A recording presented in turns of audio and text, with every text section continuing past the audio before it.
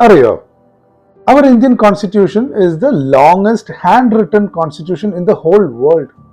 But that part is the last episode of that entire process, right? Let's imagine.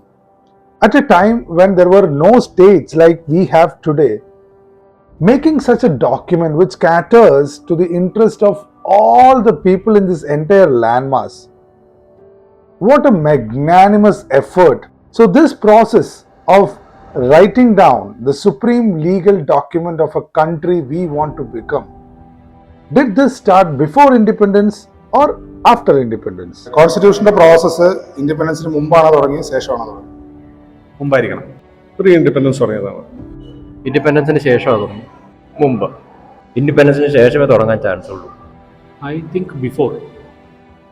ഇൻഡിപെൻഡൻസിന് ശേഷമാണ് തുടങ്ങിയത്. അംബേദ്കർ എല്ലാവരും കൂടെയുള്ള actually അതിന്റെ ബേസിക് വർക്ക് ഇൻഡിപെൻഡൻസിന് മുമ്പ് തന്നെ സ്റ്റാർട്ട് ചെയ്തിട്ടുണ്ടായിരുന്നാണ് അറിയപ്പെടുന്നത്. പക്ഷേ അതിന്റെ കൂടുതൽ സ്പീഡിലേക്ക് വന്നത് ആഫ്റ്റർ ഇൻഡിപെൻഡൻസ് ആണ്. അതായത് ഈ ഭാരതം എന്ന് പറയുന്ന ഒരു ആശയം തന്നെ ഓൾറെഡി ഉണ്ടായിരുന്ന ഒരു ആശയമാണ്. ഇന്ത്യ എന്ന് പറയുന്ന ഒരു കോൺസെപ്റ്റ് ഒരിക്കലും 1947 ശേഷം വന്നിട്ടുണ്ടാകുന്ന ഒരു ആശയമല്ല. 45 മുതലൊക്കെ തുടങ്ങിയിട്ടുണ്ടാവും.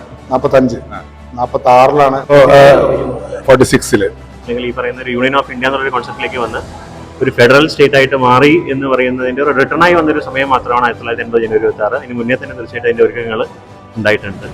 ആക്ച്വലി അതിന് മുമ്പ് കോൺസ്റ്റിറ്റ്യൂന്റ് അസംബ്ലി 1946 ഫോം ചെയ്തിട്ടുണ്ടായിരുന്നു. അപ്പോൾ മുമ്പ് അതിന്റെ പ്രോസസ് തുടങ്ങിയിട്ടുണ്ട്.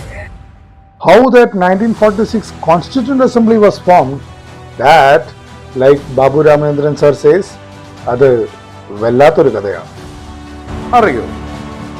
അറിയോന്ന് സ്റ്റേ ക്യൂരിയസ്, ഗോ ഡീപ്. നമസ്കാരം.